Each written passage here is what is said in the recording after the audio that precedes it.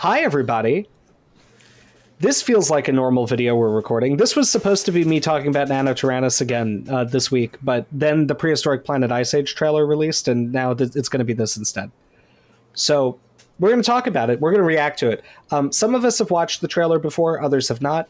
And so, as per usual, we're going to respond to the trailer. And if you don't know that that's usual because you're a new subscriber to the Skeleton Crew, maybe you've only seen me before. Right? It's entirely possible. There's like 1,100 people they think it's a channel that I run alone. And rather than continue in that delusion, let me introduce you to my friends who are all paleontologists also. And we all do this channel together. And a lot of our stuff is a group discussion.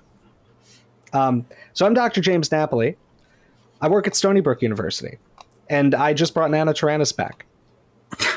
That's probably why you're watching right now. I mean, not probably, but for a large portion of you. Sound off in the comments if that's why you're here. You too can toot your own horn. Yes. No, this is some well-deserved horn tooting. Thank you. Absolutely. Thank you.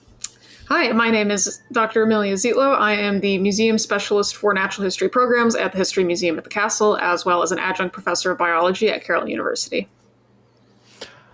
Hi, everyone. My name is Scott Johnston. I'm the vertebrate paleontology, fossil preparator, and technician at Harvard University's Museum of Comparative Zoology.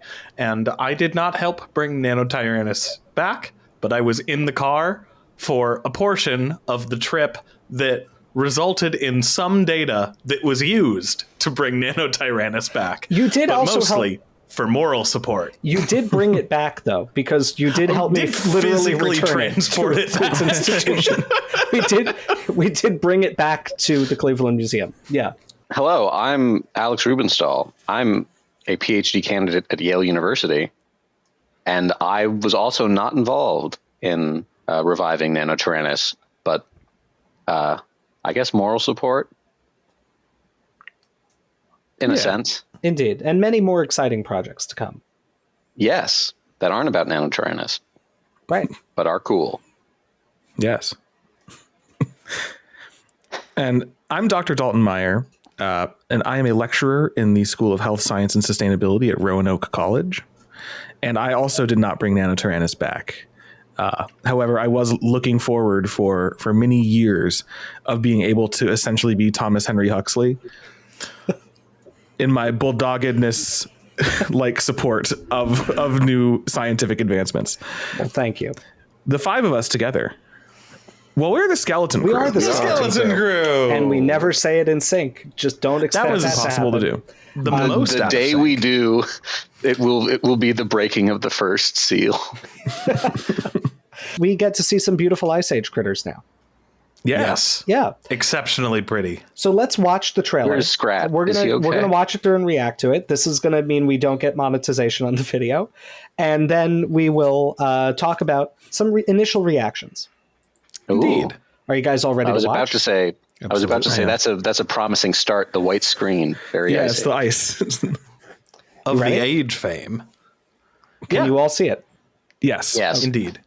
Okay, and we are off.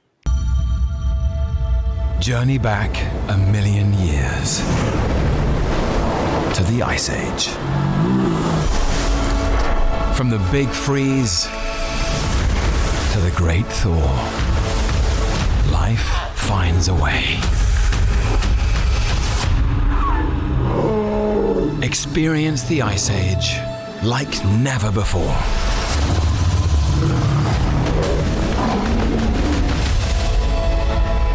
Discover a world beyond the ice.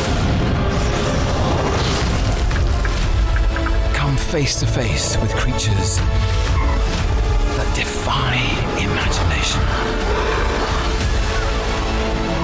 Join us on an epic 5-part event where the surest way to survive is together. Prehistoric Planet Ice Age. Only on AppleTV Plus. We might have peak here, folks. I think we do. Going to kick ass. am so disappointed. I thought this was going to be a series about the cryogenian, and it was going to be 5 hours of various algae growing in little slushy pools, and then a little sponge doing this at one point.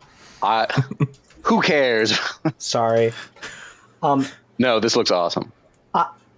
I'll just start. Here's my general reaction. This is amazing, and this is the best possible thing they could have done after doing a couple episodes in the Mesozoic. The only thing I want to see more is like a mid-Miocene, just the best time to be a mammal in Earth's history. Oh, yeah. I think it would be cool because the things would be a little bit stranger while still being very recognizable.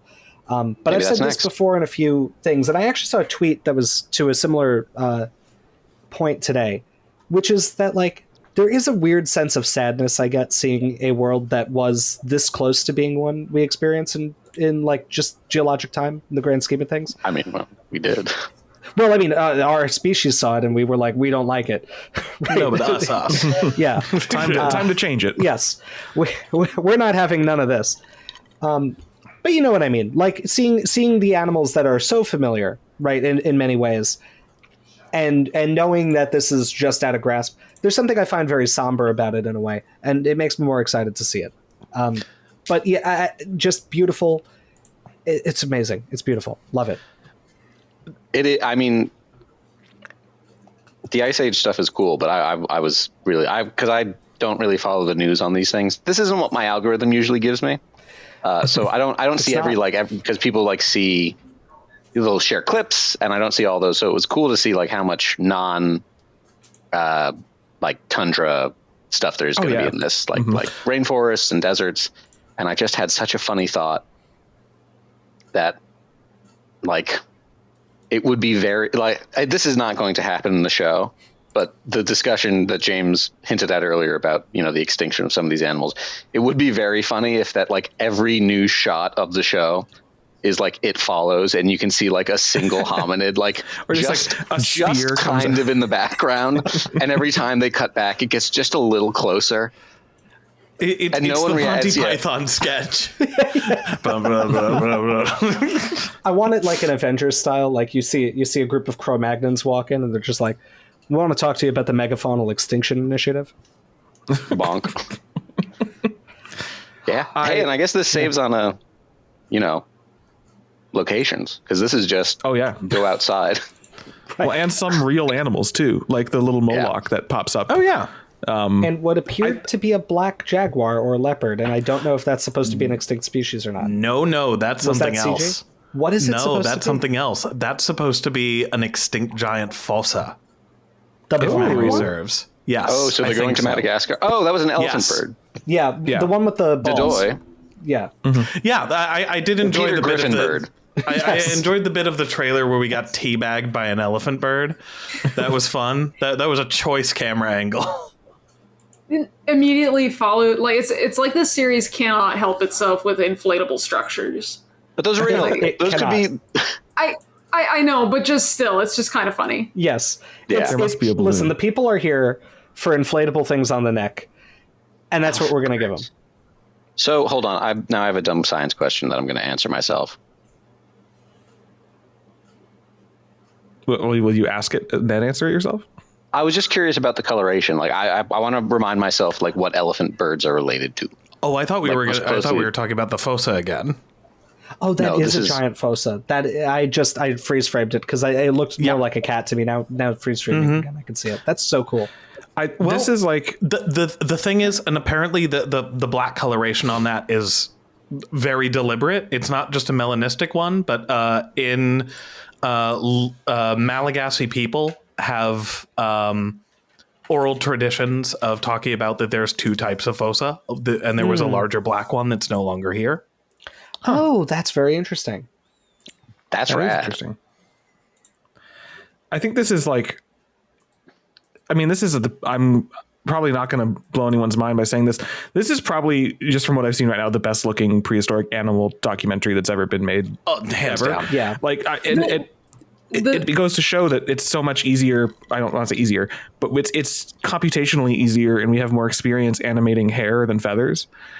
And so this is just like that's just alive. But even the mammoth is insane. The shot of the mammoth in the snowstorm. Sorry, Amelia. And that one render going, I don't think it was in the trailer, but there's a particular still of one of the saber-tooth cats that is just a photograph. Like, it's... Yeah. Mm-hmm. I don't... I'll find it on here so I can show you which it is. I don't think it was in the trailer. But even also the feathers have gotten a lot better as well. Like there's another shot. And again, it's not in the trailer. It's one of the promotional stills that's come out with it of a terror bird that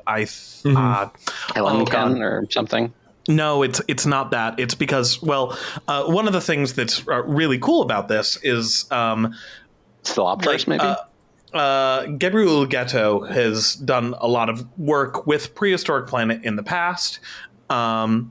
His influence and his art style is seen on a bunch of the dinosaurs in the previous season of Prehistoric Planet. It feels, looking at this, feels like watching a series of Gabriel Ghetto's paintings come to life, because so many of these are one-to-one. Yeah, that's a gorgeous one. Yeah. That one, that's just a photograph. So many of these pieces so many of these designs are one-to-one Gabriel Ghetto pieces. I forget which one the terror bird is off the top of my head. It's one of the smaller ones. It's probably Philopterus. Oh, yes, it is Philopterus. Now, there's something that I want to say relevant to the point about the special effects.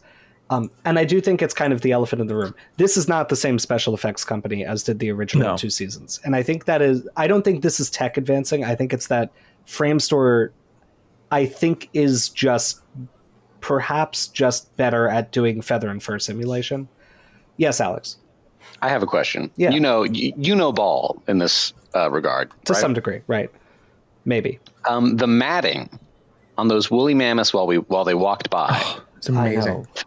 They reminded me of Jake Sully's weird dreads in Avatar 2: The Way of Water, and oh, that's true. How they look. Are these companies related?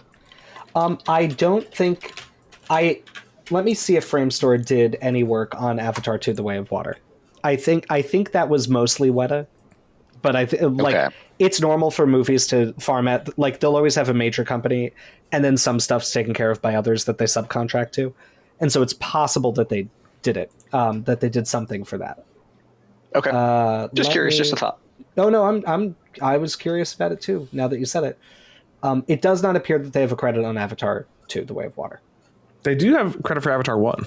Yes. At least a little bit. Not all of it, but some stuff. Yeah. Jake Sully hair. Credit. But I think, and we've talked about it before, this is the special effects house that did the creature effects for the His Dark Materials BBC series, which is phenomenal looking. I mean, I think the best creature effects I've ever seen. And I don't want to at all, I don't want to sound like I'm disparaging it all to MPC, because they are also incredible. I just think whatever tech Framestore developed is probably better at getting that final mile of something realistic going on with the light in the fur and the feathers, because there's something very subtle happening. Like the quality of the textures of the NPC designs from Prehistoric Planet season 1. There's certainly nothing wrong with them. They're stunning models and they're stunningly animated and brought to life. But there's occasionally things where it's there's something that just doesn't feel right about the feathers or the fur. Whereas I think Framestore ironed that out because they had to several years ago for His Dark Materials. Where a lot of that was the polar bear or the Panzerbjorn, Yorick. Polar bear hair is translucent, and so I think to get it to look right, they couldn't make the hairs white. I think they had to actually simulate what the light does in translucent polar bear hairs to make it look white. And it's possible that that's why this looks so good, because maybe they were all right, well, we did the hardest possible thing we could do with this. And so now, and it looked perfect. So now we have this. It looks stunning. But I also want to say, and I think it's worth bringing up, the VFX industry is not talked about that much in the context of overwork and low pay and lack of job security in the way that video game production is. And to my understanding, a lot of smaller VFX firms experience a lot of the same kinds of issues with incredibly tight deadlines and overwork and all of that sort of stuff. And NPC is, I think, kind of in limbo because their parent company got bought. And so I don't know if the people employed there are employed right now. I hope they are. I hope they're able to get back to work because they do amazing stuff. And they were the people who did all of the other, like Jon Favreau, live action, photorealistic animal stuff. So this is the first time they've contracted Framestore for this. But Framestore has a long history in nature documentaries because they were the ones who did Walking with Dinosaurs a long time ago. Look how far they've come. Look how far. My lord, rewatching Walking with Dinosaurs, some of those shots don't look too good. Well, I guess it's more. Wrong. Walking with Beasts. Well, right. Yeah. And those don't look too good either in a lot of shots. No, they don't. But this does. Not to undersell how excellent these effects are, but I think there's probably also a psychological thing happening here, which Dalton kind of certainly talked about earlier, which is that we know what, know is big word, but these are familiar shapes. Like our brain can fill in like anything that doesn't seem just quite right. It's like, oh, yeah, I've seen a cow move. I'd say yes and no on that. That simultaneously I agree with that, but also at the same time, familiarity leads to like a higher awareness for that doesn't look right. It's like, no, I know how a cat's supposed to move. Yeah, I think I think both could be operating here where it might get... I think it's a bit of both. I do think in some cases it might be that like the photorealism angle might... Yeah. I think we're going to be more attuned to the animation having something wrong with it in the anatomy than the textures, because I think our brain is probably helping with this the same way like when I was a kid with an Xbox original, not an Xbox One, because obviously not. But the original Xbox, I thought that my video game characters looked photorealistic. Yeah. And they did not. Can we go back, James? Speaking of things that don't look right. Yeah. Let's take a look at those awful kangaroos, because it's not that they look wrong. I wanted to highlight this. Because they're an affront to God, aren't they? And James, you can speak on these? I can. Yes. I actually have published research on these. This was your first paper, right? No, it might be my second. Okay, I think it's my second. It's actually one of my most cited papers right now. So this is research that's the baby is very cute though. I love these stupid walking kangaroos. So yes, the baby's cute. My undergrad mentor, Christine Janis, has done a lot of research on the locomotion of these Sthenurine kangaroos. And her conclusion has effectively been, these things were not hopping. They don't have a lot of good anatomy for hopping. They just walked bipedally, basically you like could a leave it as they dinosaur. Didn't have good anatomy. They don't have good anatomy. They're very strange looking animals. They're awful. They look like guys in suits. They do. But yeah, walking kangaroos. And so I was on one of her papers where I did components of the data analysis to basically show that they don't have the kind of anatomy of the humerus that modern kangaroos have. And that's important because when kangaroos are not moving quickly, they walk on 5 limbs, as we call it, because they use their 4 limbs and then the tail as a 5th leg. Make your own joke. And that is... and that's a really demanding style of locomotion. So showing these things do not have heavily muscled forelimbs would imply they're not doing pentapedal locomotion at slow speeds. And actually, I don't want to misquote Christine's research. I don't remember if she said they couldn't hop at high speeds, but more they couldn't do the pentapedal walk at low speeds. And so unless they were hopping everywhere at high velocity constantly, they must have just been walking. I don't like it. They just walk around like a guy. You know what makes me happy? And I don't think it's in this trailer, but from the stills that I've seen, it makes me happy that there is an animal in this show that will hopefully take care of these things and get them out of my sight. Yes, we saw it in this trailer. That's right. He drops from the tree. You're talking about that, Leo? Yes. Yeah. It's one of my favorite prehistoric mammals. We got a drop bear. Yeah. I will also say, I'm sorry, this stork looks looks flawless.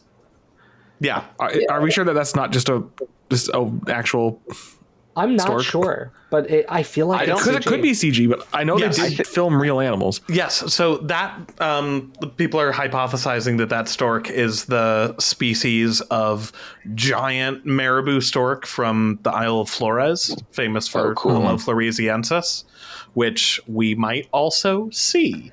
I would possibly. be so interested to see how this show would handle hominids. That would be it would be very, very interesting.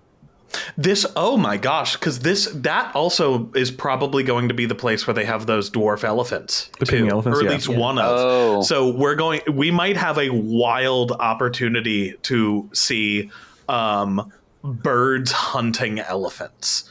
Wild idea at there. This Oh, so this is going to saber be probably biome by. So like those are two different like maybe island or rainforest episodes. No, they've already released what the.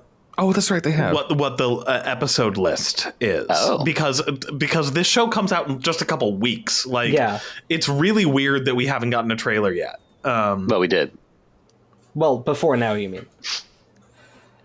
I know. There we go. There we go. They really are testicular. Just putting them right on the camera.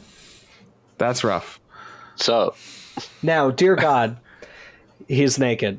And to follow up the ball bird with the naked sloth is just insane. And then I love its just foot. the inflatable I think there's a still online where the foot's less obscured by the plant, but like seeing one of these things freaky feet with no Sideways.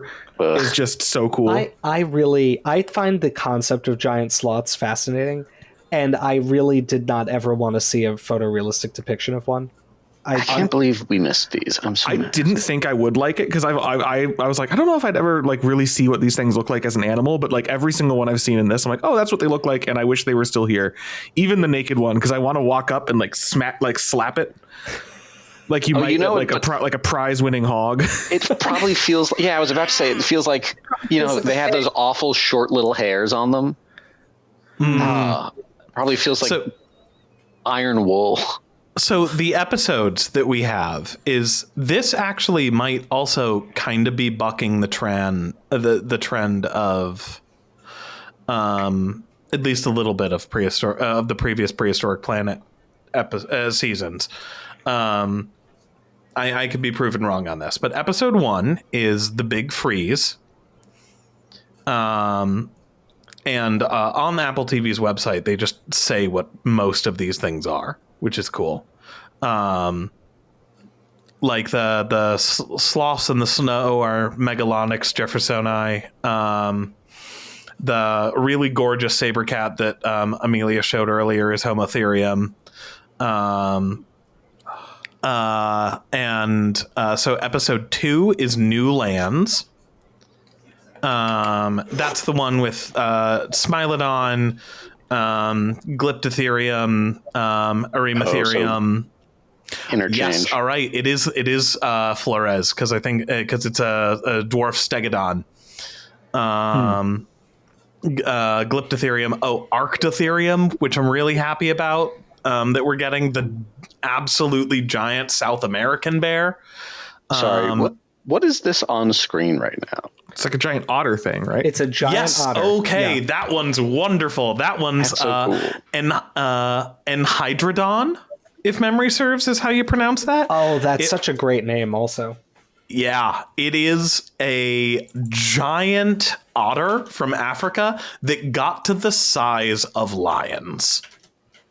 Oh, so this is in Africa? This is in Africa. Okay, cool. Wait, That shouldn't be allowed for a what mustelid saber-tooth cat would be in Africa? Good question. I didn't think there were any there. Do we know it's a have to be. saber-tooth cat? Or like a proper saber-tooth cat? Yeah, I mean, it's like- got the bobtail and everything. Yeah. There were hominids that were hunted by saber-toothed cats, like in the Pliocene in Africa, right? Well, I don't think those were true saber-tooths. There's like 3 different also- clades with saber teeth. You'll have to help Also, me. to quickly I don't know. finish up there, we got I thought this was episode confirmed 3 to be is Smilodon. Sorry. Yeah, sorry. episode 3 is Desert Lands, episode 4 is Grasslands, and episode 5 is The Big Melt. Isn't that the name of an Ice Age film? The Meltdown is the Ice Age film. Yes. Will the xenomorph be appearing in this series? Now that it's canon. They're in the same. There we go. Megalonhydra or Megalonhydris is from Sardinia. Cool. Were there any saber-tooth cats on Sardinia? I don't think they're I thought they were What's almost the formation entirely it's New from? World, right? Maybe not. I guess Homotherium is European, right? I don't know that much. I guess I only think I don't. This might not be Megalonhydris then, because during the mid-late Pleistocene, Corsica and Sardinia had endemic to pauperate terrestrial mammal fauna, including the field rat, a vole, a pika, Cool. a shrew, a mole, dwarf mammoth, the Sardinian dhole, a galactine mustelid, and 2 other species of otter, and a deer. Oh, I'm also very stupid. I'm sorry. Homotherium, at the very least, is found in Africa as well, apparently. So this might be Homotherium again. Yeah, that's the one that hunted hominids, right? Because homo. Oh, I didn't think the name had any of that. That's that's. Meganterion? I could be totally wrong, but It that means was just the same. The name was proposed by Emilio Fabrini in 1890 during a review of Machaerodont material from the late Pliocene to early Pleistocene of Tuscany, without further explanation. cool. We Could love also that. be Meganterion. That one's from Africa. That's a little one, though, relatively. I mean, maybe that's why it's fighting the Big otter. big otter, right? Yeah. And Hydrodon's a great name. And this is, I do also want to just How do you spell highlight that? ENHYDRIODON. So I guess it's Enhydriodon. And Holy Hydriodon, moly. sorry. Oh, and That's- Hydrodon is from Africa, so it could be Homotherium. Terrifying. From was looking Africa, at Pakistan, and Megalonhydriodon. India. From the late Miocene to the early Pleistocene. Thank you, Wikipedia. I think it's really, really rad that we're getting some real bizarre ones. Oh, also, pause it there. Go back for a second, James. Where? Here? Look, The we're back in Megalosaurus? Hell Creek. We're back in Walking the Oh, Dinosaurs. Look at all those monkey puzzles. We did it, folks. Oh, man. We're back. Oh, I also missed, if you let this play for a second, I missed that we actually see Megalania in this. Yes, we Yeah. do, very briefly. Where? Very briefly. It's like jumping after some possum thing. Right there. Oh. Yeah. Go back. I'm going back. Whoop. I do like watching There it them is. in reverse. Whoop. Drop bear. Oh, There he is. I've seen a lot of people talking about the Megalania having slit pupils. Yeah, me have too. The still has it. It looks. They look That does round bother there. me because no Varanid has that. Yeah, Is there it just doesn't bother me. I just don't care. It bothers me because it doesn't look right. It's one of the only doesn't things where look I'm right, like, yeah. I'm looking at the still. I'm like, something looks wrong here. I didn't even think about it being the pupils until I saw people pointing it out. But like, That's it, because no Varanid has that. I mean, it is still beautiful. I love the I have a model. dumb question. Yeah. Is there a reason that some snakes, right? Is there a Being reason the slit nocturnal. people happens in some squamates? Being I think- nocturnal. As far as I'm aware, there's not a concrete reason why. People have studied it, but I don't think they have a good. Okay. That's also what I've heard too. Because I've heard nocturnal. I've also heard things that live low to the ground and look up. Yeah. I've heard I'm that not, as well. I'm not convinced by the data for any Because of it. some sharks have them, but some sharks don't as well. The living very close to a surface thing is the one that I hear most common, because skimmer birds have them. Apparently, It's strange. apparently, also slit pupils have been correlated with increased. Wait, let me confirm exactly what they said. Oh, increased depth perception, and so it may be that in animals that if this is a behavioral hypothesis, if they're trying to say this is an animal that needed better depth perception, it wouldn't be a crazy thing to invoke, but it doesn't. It's certainly not. No, what it doesn't except match- Varanids have, right? Yeah. If I had the power to change it, I'd change it. But it doesn't bother me. Yeah, no, I mean, it's not a huge thing, but it is kind of interesting because I guess snakes and lizards never really have binocular vision. And so maybe if having a slit pupil is actually increasing depth perception, maybe that's another way you can get that. Basically, from what I just briefly skimmed, I think a bunch of papers have shown nocturnal squamates usually have slit pupils or often do, but there are other things that seem to be going on to, which makes sense to me. It's certainly not nocturnal here. Now, there's something I want to do, which is I want to go Who is back that? into Argentinavis? I thought it was just going to be a Territorn, but maybe. Yeah. Is Argentavis too old? Oh, that's Argentavis. probably Miocene. Argentavis. Yeah. I'm sorry. Argentinavis would be. I don't know if that's a thing. Miocene, right? Sorry. No, yeah, you're right. It How might old be are some of those Argentavis. Argentavis is too old. Argentavis is 9 to 6.8 million years. So I think it's just a Territorn. I mean, just a Territorn. It's cool that we have a Territorn. What is the youngest of those pseudo-toothed birds? Oh, I think it's Pelagornis. Pelagornis, right? Yeah, and that one's like 2 million years. Damn. It'd be fun if they slip one in for fun. It would Last be of its kind. Yeah, How two can and we a not half have- we is need Pelagornis. DNA. That's recent. No, I guess that's still too old for DNA. Damn. Yep, too old. Too Okay, old to wait, begin so- the training. Speaking of DNA, Hurrah! we don't see it in the trailer. We do get a direwolf. Oh, do Oh, we? really? Yes, we do. Mhm. Yes. There's a still. How do you know Are that they if you don't live see it in the active? trailer? Alex, Oh if my you'll God, cute. remember the earlier conversation we had of that there are stills on Right, Apple yes. TV's website that are things that aren't in the trailer. Ooh, giant wombat. Oh, yeah. Diprotodon's rad. I mean, they're not really wombats, are they? No, They're I think vombatiforms. they're in Yeah, they're in a group, fairly right? close clade. I don't know. I the taxonomy swear of I've been their- corrected. You're in From that paleo. before. Someone probably has corrected you. Unless you're being incorrectly. corrected by one of us, Scott, it doesn't really Here, count. I want to talk about this. Yes, sir. Beautiful shot of the Megalosaurus jumping here. Look at him go. I love Megalosaurus so much. Man. It's a beautiful animal. It's a good animal. He's been conditioned by Long Island by the white-tailed deers on Long Island. Yeah. I think the only that snow ground sloth is one of the only things I think I've seen of like promotional material for this. It's And the I only remember- thing that's really been released. Okay, and Well, I the only remember it rhino being I a very thought they've shown. They showed sorry? that was when it was announced. They had like a still of it. I remember Stellar sea cows. I was about to say.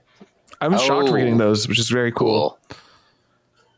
Ooh, damn, those otters are so cool. Okay, so like, sorry, Dalton. Oh, I'm just going to say to whoever corrected Scott, cease your protestations. Yeah, I'm looking at least a 2020 phylogeny that has Diprotodon and a bunch of other extinct Diprotodontids and Diprotodontoids as the sister to Vombatidae, which is wombats. The shot of the Okay, so those were sealed- Homotherium chasing the herd of rhinos is just phenomenal. That is something that like I love that. That looks fucking It's wild. really cool.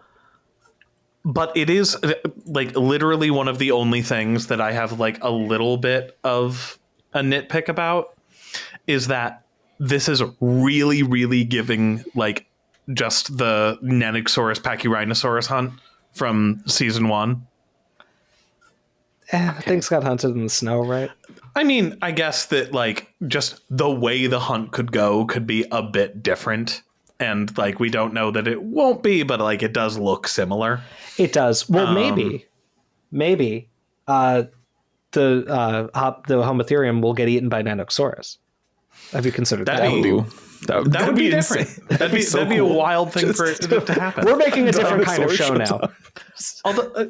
Although actually, so one thing I want to echo. I was chatting with a friend of the show, Dom Wildlife Wire, earlier today about this because a lot of these things are a little closer to up his alley than they are to ours. And one of the things that that we chatted about was that oh god, what a That's so cool. bonkers looking bird. Jesus. Is that the Moa or is that I think Yeah, that's a Moa. Moa. okay? Is that like I do feel like the purpose of this show is slightly different from the purpose of the previous 2 seasons of Prehistoric Planet. We chatted about how basically like a good like it seems like one of the main goals of the first 2 seasons of Prehistoric Planet were like show how these monsters were actually animals and show a lot of these like different behaviors and stuff like that, how there was like minimal hunting and stuff that was very much like referenced off of real like hunts that have been recorded in documentaries previously for the first couple seasons, especially the first season of Prehistoric Planet. And that the goal for this might be, instead of like, oh, look how much just like real animal, just how like modern animals these are, this might be, but look how different these are that otherwise look like real modern animals. I don't feel like that's the point. I feel like it could be. I feel like it would be a good point to make of like, look how different the world used to be so recently. I see what you're saying. I just don't think it's going to do that. I don't think that would be a bad point at all. But I feel like it's going to keep the conceit of the entire show. And also my gut is that a lot of this is probably closely referenced off of modern documentary footage also. Like I don't think this is actually, I think if you were going to do that, you would want to do what I said and do a Miocene episode. Yes. And do a like, this is the world as it's starting to look like the world we live in. And yet it is very different in many ways. But like you're gonna see alligators, and you're gonna see enormous numbers of pronghorn antelope and camels everywhere. You know, you're gonna see a lot of weird stuff. You're gonna have rhinos all over the place. A Charistideer. You're gonna have a random Charistideer. Did they make it to the Miocene? Yes, Lazarus-suchus, I think. That's Lazarosaurus. Because I thought it already got something like that.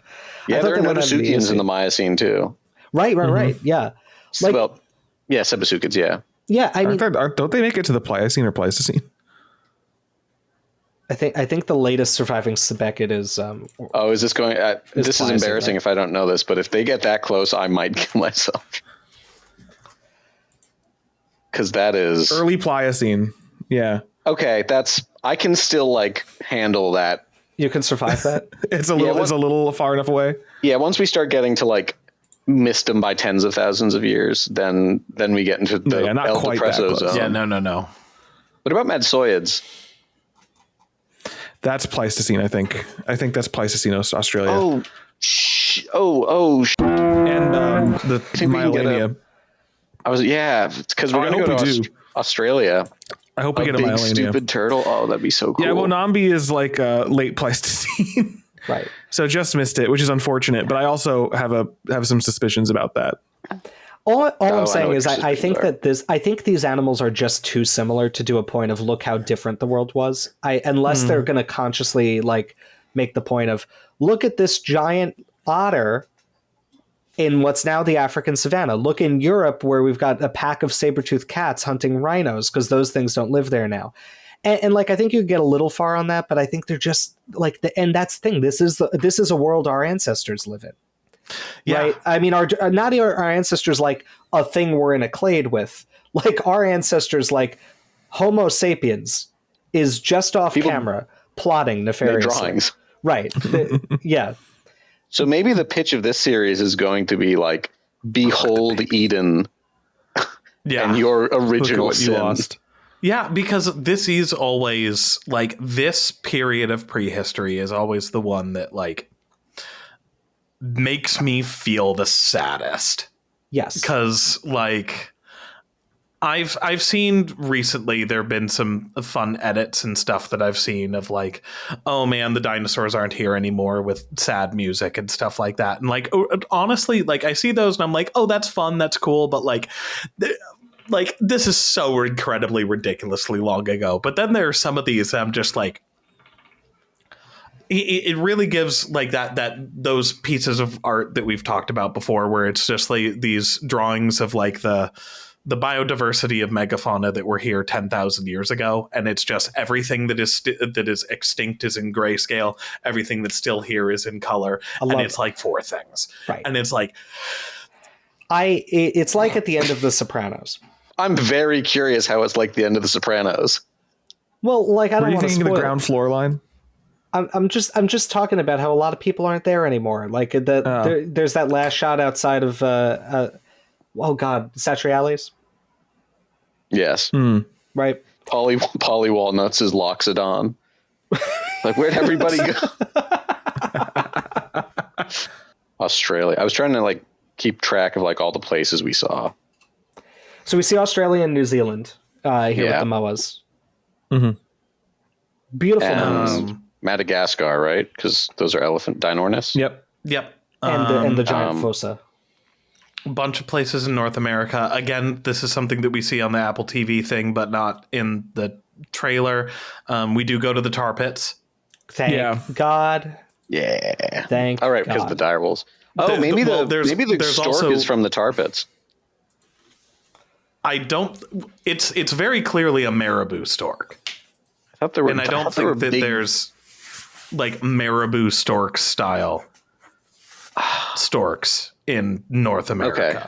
I thought there was like a very famous tar pit, like long-faced bird, but it's been so long. It's not my zone. There is. I forget Yeah, what kind of stork it is or something. Known as the asphalt stork or the La Brea stork. It is. I guess this looks like it's more of like a rainforest too.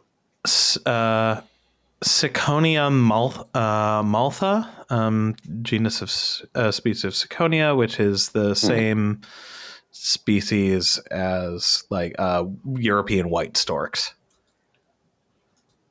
Interesting. But we see on the page a Colombian mammoth getting stuck in tar. Thank God. Poor Colombian mammoth. Oh yeah, also Gigantopithecus. Forgot about him. Oh yeah, right. Yeah. Voiced by And Christopher Walken. Elasmotherium with its much shorter, much broader horn now, which makes me sad. Which I choose is wrong. I choose to think that's wrong. Yeah, In face of any other evidence.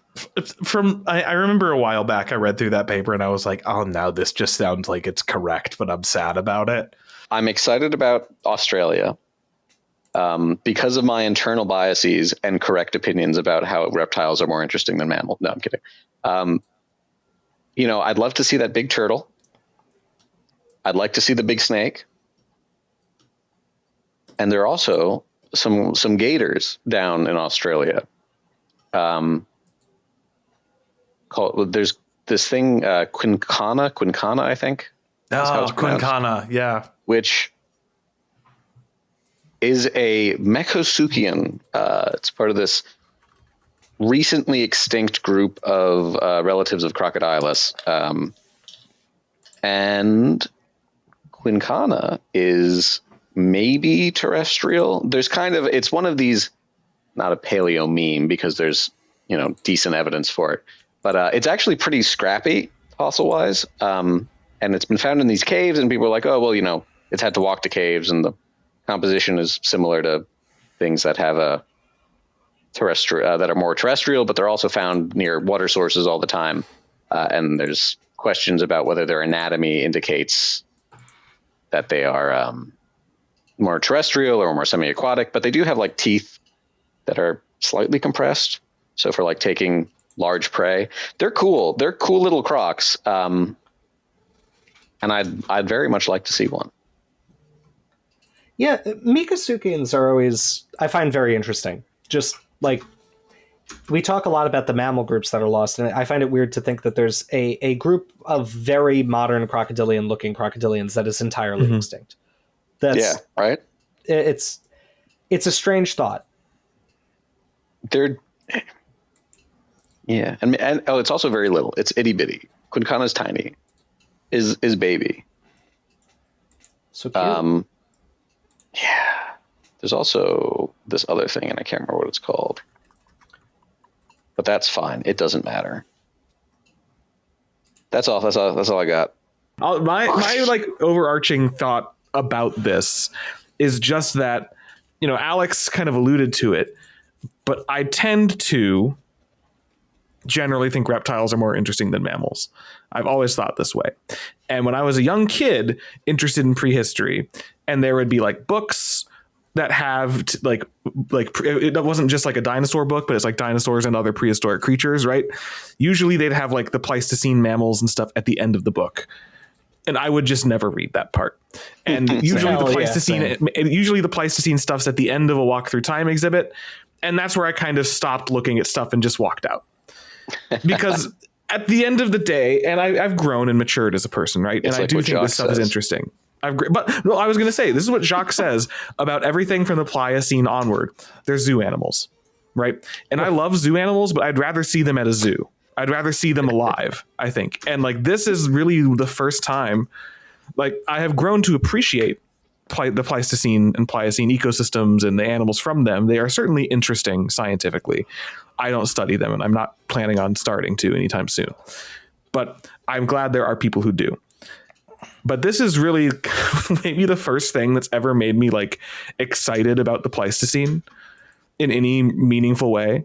I'm really excited for this, more so I think than I was for the first 2 seasons of Prehistoric Planet, to be honest, bizarrely enough. No, right. For whatever reason, this is just hitting so differently. Well, and like, I'm so interested. You're kind of an outsider to this. Like I am too. So it's like more exciting and like, we're not as familiar. Well, absolutely. I think that's the key, right? Is I think like we're far too close to Prehistoric Planet to be able to see it from the lens of somebody who is like interested in this stuff, but doesn't already know so much of the subtext of what's going on. Like I do have trouble watching Prehistoric Planet without thinking from a critical lens. I can't really do this for this. There might be, if something's glaringly wrong, which I don't think it would be, I might realize. But I'm sure there's going to be, there's actually a debate about that. We don't know if we interpret that way or not. Yada, yada, yada. This is based on this specimen, but we think that's actually something else. I'm sure that's going on here. There's always something like that in paleo. But I won't know. And so I'm just going to watch it. And I'll clap when I see Stellar's sea cow. Because I know what that is. I recognized that and I clapped. I don't like the way the Macrauchenia's nose inflates. I like it a lot. I find it so disturbing. It's so great. This is the first time I've been satisfied seeing a trunkless Macrauchenia. Yeah. That it probably didn't have one is very disappointing to me, but seeing it like this, it's like, my disappointment has been alleviated. No, this is great. Oh, it's so good. And I'm really excited to see a giant, horrifying bear hunt one of those things. Yes, I am so excited for that. Because like we see in the still on Apple TV's website that there is man, God, it looks so good. That there's an Arctotherium standing over a dead one, and it's just like, I can't believe Arctotherium hasn't been in more documentaries. So many of these things. It's like, how have they never, like several of these, I think it might be the first time they're ever depicted, like the giant otter. Right, but like, okay, Arctotherium might be the largest terrestrial mammal predator that has ever existed. And like, no documentary's like, yeah, we should probably show that. Like, that's so cool. Wait, even larger than Andrewsarchus? I was about to ask about Andrewsarchus. Andrewsarchus? I don't know. Is it bigger than Andrewsarchus? I think there's a word potentially here. I'm trying to see if there's an estimated body mass. I saw the 13,000 to 10,000 on Wikipedia, and I was like, oh, that's how many pounds. Yes, Arctotherium that's how many years. And Angustidens may have been up to 2,600 pounds, which is, for those keeping track at home, not to talk about my special interest again, why did we go to autumnal floral art Halloween on the autoplay? For those keeping track at home, that's bigger than Nanotyrannus. That's bigger than either species of Nanotyrannus, probably. That's a really big animal. Now that's a bear that could fight a Tyrannosaurus Rex. Well, maybe not a Tyrannosaurus Rex. I'm doing. It could fight it. Would it win? that meme. Book. Yeah. What's the meme? Oh, it's like, this old. Oh, right. Sorry. I forgot about that. Oh God, that looks. This so does good. look beautiful. Ooh, with the moa, I bet we're gonna get Hass Eagle too. I am so hopeful. That'd be fun. I want to see it. I'd love a Tuatara there too. That was fun. That one of James and my good friends recently was just in New Zealand, and he went to a natural history museum and sent me a picture of a giant moa, and I was just like, if you think those things are cool, you should have seen the giant eagles that hunted and killed them. And he was like, what? And then he looked up a photo and just sent me a screenshot back. He was like, are you kidding me? And I'm like, yeah, man. Listen, where birds are unharassed by mammalian predators, they can do other interesting birds things. will harass them. Right. Does anybody else have something they want to say before we close out the episode? Amelia, what was your one thought? Oh, I don't know. That's a good question. No, just I think I said it earlier. Like, I think it looks great. I'm really happy that they're going to have an Australia segment, because, like, if I wanted to, if you were to ask me what singular ice age era region, whatever, that I would want to see, it would be Australia, because, like, there's so much cool stuff, and they have picked several cool things, even if I'm very upset about the one of them. Like, I guess he kind of has to be there, upright and short-faced. It's me. I showed Shelby the trailer earlier, and when those kangaroos showed up, she was like, what are those?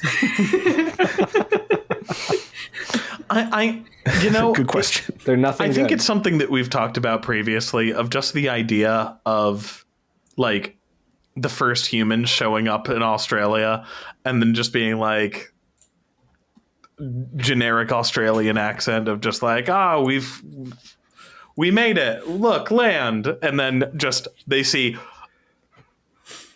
walk Somebody's up and it was like, already turn here. around. Oh no, we're killing all those. Yeah. This is the demon land. We're going away now. Hey, that's funny, because then later on it was then christened Van Diemen's Land. Hey, Very, very clever. It was a great Australian history joke right there. Wait, was Van Diemen's Land? Oh, Van Diemen's Land was Tasmania. How dare! Sorry. That's embarrassing for you. In my defense, it's on the other side of the planet. I'm sorry. And you've been there once. I've been there. I was there for 5 days. I was never even on the local time zone. I was somewhere in the middle of the Pacific when I left. Anyway, so are we maybe good to close out the video then and just summarize? I think so. I think we just have some patrons to thank. Yeah, I think we do, and I'm about to thank them, but I just want to say thank you for watching. If you are somebody who subscribed recently, because we did get a very big subscriber push, thank you for sticking around and watching this video too. We look forward to having you around for more stuff. We're working on getting back to a more kind of regularly scheduled content kind of period. We have the SVP conference next week, so we're going to be there. And then after that, we should be able to pick up recording a little bit more and have some more cool SciComm videos coming out. So thank you for subbing. Thank you for sticking around. And you can show your appreciation by either liking the video or leaving a comment on it, or even subscribing if you haven't subscribed already. You maybe were like, I do like this channel, but I do want to see a video that isn't a guy screaming into his camera phone about Nanotyrannus. Here you go. I'm screaming into a webcam and a microphone. So that's different.